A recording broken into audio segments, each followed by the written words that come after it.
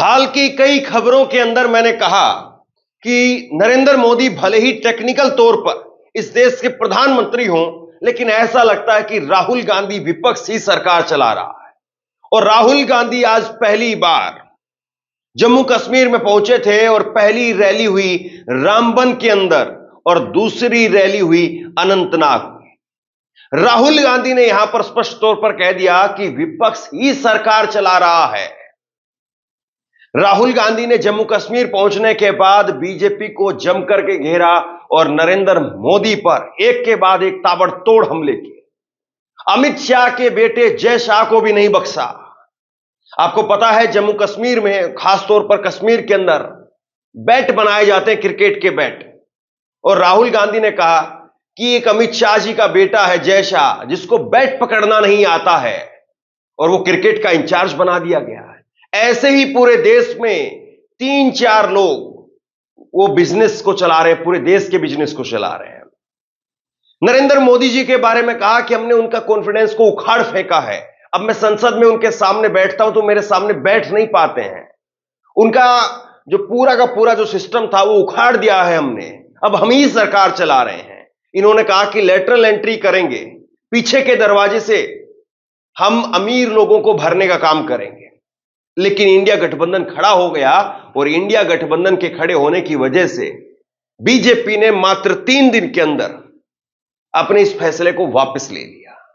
तो राहुल गांधी आज जम्मू कश्मीर में पहुंचे, अपना रिश्ता भी बताया। एक बार फिर से कहा कि मुझे यह बताने की आवश्यकता नहीं है कि मेरा जम्मू कश्मीर के साथ क्या रिश्ता है, चाहे वो राजीव गांधी हो, चाहे वो इंदिरा गांधी हो, चाहे जवाहरलाल नेहरू हो।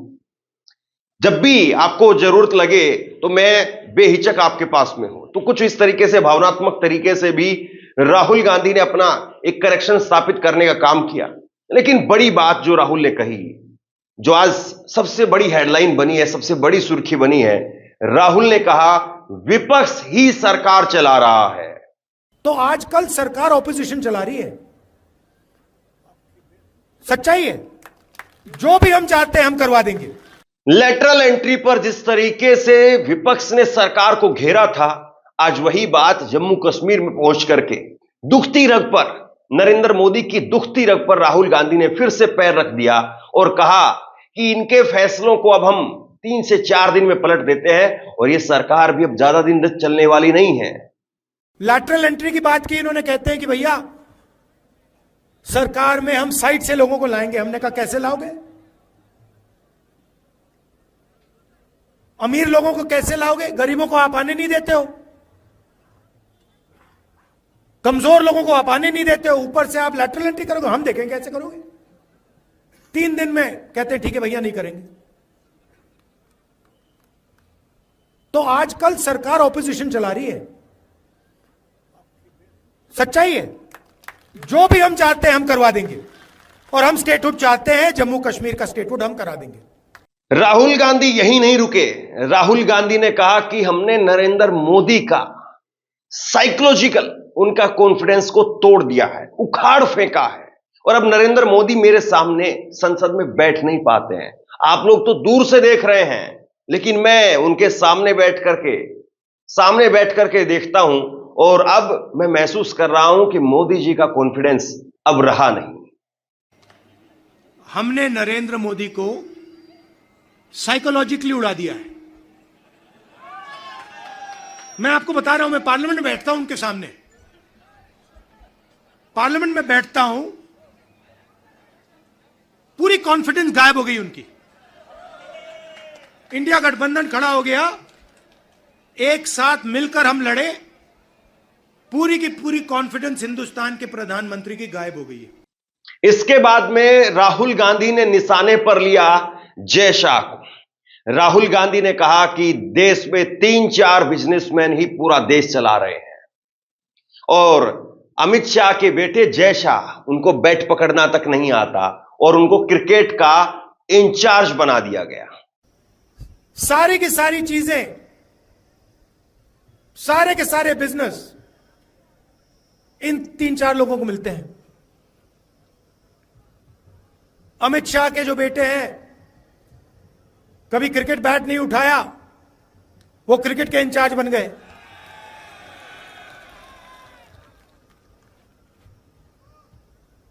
तो 6-7 लोग देश को चला रहे हैं और सोचते हैं कि हिंदुस्तान की जनता, जम्मू कश्मीर की जनता, बाकी स्टेट्स की जनता चुप रहेगी। जम्मू कश्मीर के लोगों को राहुल गांधी ने गारंटी दी, स्टेट फूड की गारंटी, और कहा कि या तो ये सरकार आपको स्टेट फूड देगी, हम मजबूर कर देंगे इनको, इंडिया गठबंधन मजबूर कर देगा, एनडीए की सरकार को आपको स्टेट फूड देना पड़ेगा, और अगर ये स्टेट फूड नहीं देंगे तो जैसे ही अगली सरकार आएगी, जैसे ही इंडिया गठबंधन की सरकार बनेगी, हम आपको स्टेट फूड देंगे, यानी जम्मू कश्मीर को पूर्ण राज्य का दर्जा दिया जाएगा। आप देखना, मैं आपको गारंटी करके कह रहा हूं, या ये स्टेट फूड देंगे, नहीं तो फिर अगली सरकार जो दिल्ली में आएगी, इंडिया गठबंधन की सरकार आएगी, उनका पहला काम होगा आपको स्टेट फूड देने का। और हम तब तक नहीं रुकने वाले, हम इन पर दबाव डालेंगे पार्लियामेंट में, यहां पर, कि ये जो आपको स्टेटहुड से यूनियन टेरिटरी बनाया गया है, जो पहली बार हुआ है, इसको रिवर्स करना है और आपको स्टेटहुड देना। राहुल ने लोकसभा चुनाव में नरेंद्र मोदी के द्वारा दिया गया वो बयान, जम्मू कश्मीर में भी उसको नहीं छोड़ा।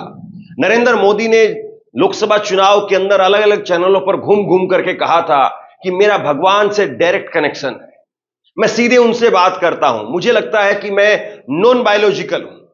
और राहुल ने यही बात अब फिर से शुरू कर दी और फिर से जो है उठा दी जम्मू कश्मीर के अंदर। राहुल गांधी ने कहा कि भगवान लोगों की बात सुनते हैं, लेकिन मोदी जी इसके उलट बोल रहे थे कि भगवान से मेरी डायरेक्ट बातचीत है।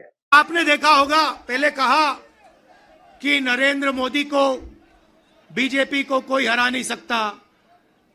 नरेंद्र मोदी जी कहते हैं, भैया मेरी डायरेक्ट लाइन है, भगवान से मैं डायरेक्ट बात करता हूं।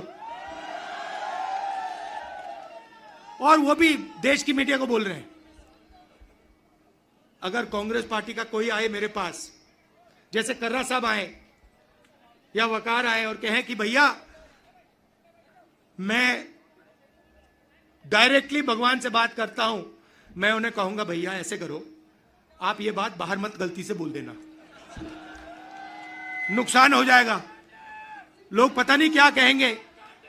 मगर नहीं, देश का प्रधानमंत्री जा सकता है, कह सकता है भैया मैं नॉन बायोलॉजिकल हूं, बाकी हिंदुस्तान बायोलॉजिकल है, बाकी हिंदुस्तान बायोलॉजिकली पैदा हुए, मैं नॉन बायोलॉजिकल हूं, मैं डायरेक्ट भगवान से बात करता हूं। और इस चुनाव में भगवान ने नरेंद्र मोदी को डायरेक्ट मैसेज दे दिया कि भैया आपको लगता है कि आप भगवान से बात करते हो, मगर भगवान आम जनता से बात करता है और भगवान आम जनता की राय को सुनकर काम करता है। और इसके बाद राहुल गांधी ने A1 A2 यानी अडानी और अंबानी, उनको यहां पर भी नहीं छोड़ा। आपको पता होगा कि जम्मू कश्मीर में कई बार ये खबरें निकल करके सामने आई है और मैंने कई बार आपको बताया है कि जम्मू कश्मीर के जो व्यापारी हैं, किसान हैं, उनके सेब खराब हो जाते हैं। किस लिए? क्योंकि अडानी साहब के सेब मार्केट में बिकेंगे, तभी तो अडानी साहब का धंधा चमकेगा। राहुल ने कहा कि मैं संसद में जैसे ही अंबानी अडानी का नाम लेता हूं, मुझे रोक दिया जाता है। सड़क पर, एयरपोर्ट पर, हर जगह पर अंबानी अडानी का नाम दिखता है, लेकिन संसद में आप उनका नाम नहीं ले सकते हैं। और इसीलिए मैंने उनको नया नाम दिया है A1 A2। भाइयों और बहनों, पूरे देश में नरेंद्र मोदी जी ने बेरोजगारी फैलाई है। पता नहीं आपने अदानी जी का नाम सुना है? सुना है? हां, मोदी जी के मित्र हैं। पार्लियामेंट में मुझे कहा, आप देखिए, पार्लियामेंट में मुझे कहा कि पार्लियामेंट में मैं अदानी और अंबानी का नाम नहीं ले सकता। तो मैंने कहा ठीक है, नाम नहीं ले सकता तो कुछ तो कहना पड़ेगा। तो A1 A2 नाम दिया मैंने उनको। हम दो, हमारे दो, नरेंद्र मोदी, अमित शाह, अंबानी, अदानी,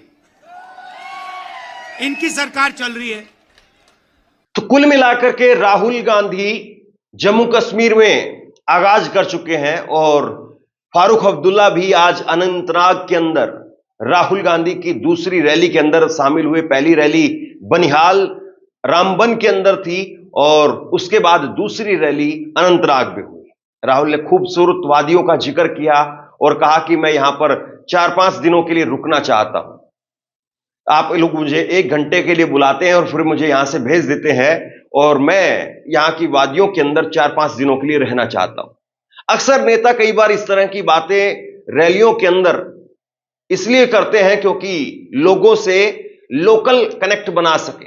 लेकिन राहुल गांधी की एक बात मैं आपको बताता हूं, जब राहुल गांधी की पहली यात्रा समाप्त हुई और आज दोनों रैलियों के अंदर ये नारे भी लगे भारत जोड़ो न्याय यात्रा के, भारत जोड़ो जोड़ो भारत जोड़ो के, तो राहुल गांधी की जब पहली यात्रा समाप्त हुई जो कि पैदल यात्रा थी करीब 4000 किलोमीटर की, कन्याकुमारी से कश्मीर की यात्रा, कन्याकुमारी से कश्मीर की यात्रा जब राहुल गांधी ने पूरी की, खत्म किया, उसके बाद में वो छुट्टियां मनाने के लिए, रिलैक्स करने के लिए कहीं पर गए तो वो जम्मू कश्मीर था। जम्मू कश्मीर के अंदर ही राहुल गांधी ने दोबारा से, वहीं से आए थे यात्रा खत्म करके, कश्मीर के अंदर ही यात्रा खत्म हुई थी, लेकिन कश्मीर में ही यात्रा खत्म करके 4-5 दिनों के बाद दोबारा से फिर अपनी बहन प्रियंका के साथ में वहीं जम्मू कश्मीर में छुट्टी मनाने के लिए गए। तो राहुल गांधी एक तरीके से कश्मीर के साथ में अपना कनेक्शन दिखाते रहे हैं, अपना कनेक्शन स्थापित करते रहे हैं। सवाल अब यह है कि राहुल गांधी और फारूक अब्दुल्ला यानी कांग्रेस और एनसी का जो गठबंधन वहां पर हुआ है, क्या वाकई इस बार क्लियर कट स्पष्ट बहुमत की जम्मू कश्मीर में सरकार स्थापित करने में कामयाब रहेगा? राहुल गांधी ने आज कहा कि सरकार बनने जा रही है और किसी भी प्रकार का बंटवारा नहीं होना चाहिए। जहां एनसी के लोग हैं, नेशनल कॉन्फ्रेंस के लोग हैं, वो कांग्रेस के लिए काम करें, जहां कांग्रेस के लोग हैं वो नेशनल कॉन्फ्रेंस के लिए काम करें। हाल के लोकसभा चुनाव के अंदर दिखा है कि समाजवादी पार्टी और कांग्रेस के बीच में जिस तरीके का गठबंधन हुआ, सबसे कमजोर गठबंधन बताया जा रहा था। खबरें आ रही थी कि राहुल गांधी की जब भारत जोड़ो न्याय यात्रा अमेठी पहुंचने वाली थी, उसमें अखिलेश यादव शामिल भी नहीं हुए, यह खबर आई। लेकिन उसके बाद में जब यात्रा आगरा पहुंची, उस यात्रा के अंदर मैं मौजूद था, आगरा में जब यात्रा पहुंची तो अखिलेश यादव उस यात्रा के अंदर पहुंचे और उसके बाद में दोनों नेताओं और कार्यकर्ताओं का जो गठजोड़ हुआ, उसके बाद में पूरी तस्वीर पलट करके रख और इंडिया गठबंधन सबसे बड़े दल के तौर पर उत्तर प्रदेश में जीत करके निकला, जिसको सबसे कमजोर बताया जा रहा था। कोई कह रहा था कि सिर्फ 1 सीट आएगी कांग्रेस पार्टी की, कोई कह रहा था कि समाजवादी पार्टी की सिर्फ 3-4 सीटें आएंगी, 4-5 सीटें आएंगी। लेकिन सबको धता बताते हुए समाजवादी पार्टी और कांग्रेस पार्टी ने झंडा गाड़ने का काम किया और अखिलेश यादव इस देश में तीसरी बड़ी पार्टी के मुखिया बन गए। यह तभी हुआ जब प्रदेश में जो गठबंधन था, देश में जो गठबंधन था, वो जमीनी लेवल पर उतरा। अब ये जम्मू कश्मीर में कितना होगा? जम्मू कश्मीर के लोगों के मिजाज की बात करें तो खास तौर पर कश्मीर के लोगों की अगर बात करें तो वहां पर बीजेपी अपना कैंडिडेट तक नहीं उतार पा रही है। और अभी विधानसभा चुनाव के अंदर भी करीब करीब 20 विधानसभा सीटें ऐसी हैं जिस पर बीजेपी डायरेक्ट अपना कैंडिडेट नहीं उतार रही है। जो अपने आप को दुनिया की सबसे बड़ी पार्टी कहती है, वो पार्टी डायरेक्ट अपना उम्मीदवार भी नहीं उतार पा रही। सोचिए जरा, निर्दलियों को समर्थन देगी वहां पर बीजेपी, और लोकसभा चुनाव के अंदर तो कश्मीर की 3 लोकसभा सीटों के ऊपर अपने उम्मीदवार ही नहीं उतारे। अब विधानसभा में भी वही हो रहा है। तो इसी से दिख रहा है कि बीजेपी कहां तक जो है वो जम्मू कश्मीर में फाइट में है। जम्मू के अंदर, जम्मू संभाग में बीजेपी के लिए एक अच्छा जो है वो ऑप्शन कहा जा सकता है, लेकिन वहां पर भी हाल के समय पर जो आतंकी घटनाएं हुई है उससे कहीं ना कहीं वहां पर भी लोगों के अंदर असंतोष दिखाई देता है। सवाल यह है कि आज राहुल पहुंचे हैं, प्रचार प्रसार का आगाज कर दिया है। 3 चरणों के अंदर यहां पर चुनाव होंगे। पहला चरण 18 तारीख को, फिर 25 तारीख को, फिर 1 तारीख को। अब ऐसे में अब जो पहले चरण का चुनाव है, पहले चरण के चुनाव में महज 15 दिन बचे हैं और प्रचार 2 दिन पहले खत्म हो जाएगा। जम्मू में वैसे भी शाम को 5 बजे के बाद में प्रचार की पाबंदियां रहती है, तो ऐसे में कम समय है, लेकिन जम्मू कश्मीर के लोग इंतजार कर रहे हैं, 10 साल से इंतजार कर रहे हैं। पहला ऐसा स्टेट है, हाल के दौरान हम देखें अगर, तो 10 साल बाद किसी स्टेट में अगर विधानसभा चुनाव होने जा रहे हैं तो जम्मू कश्मीर है। और जम्मू कश्मीर ही आजादी के बाद पहला ऐसा स्टेट है जो स्टेट था लेकिन उसको यूनियन टेरिटरी बनाया गया, बाकी यूनियन टेरिटरी से स्टेट बने हैं। तो बहुत कुछ है जम्मू कश्मीर के अंदर, बहुत कुछ है जम्मू कश्मीर के मुद्दे। सवाल यह है कि अब कैसे बीजेपी इसका जवाब दे पाएगी। आप क्या सोचते हैं, नीचे कमेंट बॉक्स में लिख करके जरूर बताइए। इस वीडियो को शेयर कीजिए और इसी तरह की तमाम खबरों के लिए ऑनलाइन न्यूज इंडिया को सब्सक्राइब कीजिए। आपका बहुत बहुत धन्यवाद।